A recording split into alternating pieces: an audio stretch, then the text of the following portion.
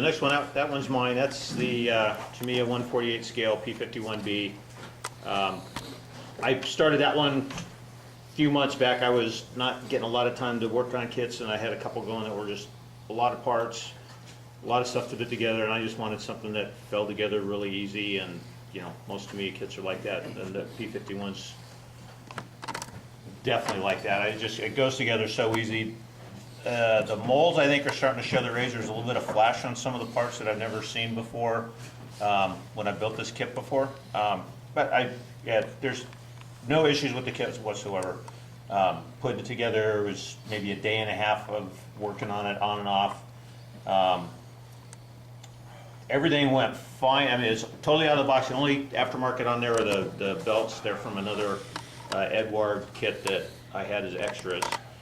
The only problem I had with it is with the Tamiya paints. I've been using the Tamiya acrylic paints since I first got them in '88 when I was in Okinawa, and I've always had really good luck using them out of airbrush. But I don't know what's happened the last couple of years. I don't know if they're changing their formulas or what, but I'm starting to have chemical reactions between different layers of paint, and it seems to happen more often when I'm using one color that's the smaller bottle and one color that's the bigger bottle, because you can get the two different sizes Right. in the acrylic. So I've had other issues in the past. So this one I just used all Tamiya paint. So it was a Tamiya light gray just as a primer, and then the olive drab on the top, which was olive drab and a little bit of yellow, and then the bottom was just light gray. So, and then I masked it off and did the white for the stripes and everything. I used Tamiya clear for the clear coat before I put down the decals, because it's a nice, smooth, shiny surface. Then I put the decals. Then I Tamiya lacquer base flat right out of the can, seal it up. Did the panel lines, and then it looked like it was still a little shiny in a couple spots, so I sprayed some more of the Tamiya acrylic, the Tamiya flat on it. And if you look on a couple of spots right here where there's some of the raised details, and then on the tail surfaces you can see the green started to crack. And I don't know what caused it. I have used those combinations of stuff in the past and had no issues, but just in those areas the paint cracked. And then it didn't happen right away, but I'm getting some silvering now that's getting more pronounced on the bigger decals on the side.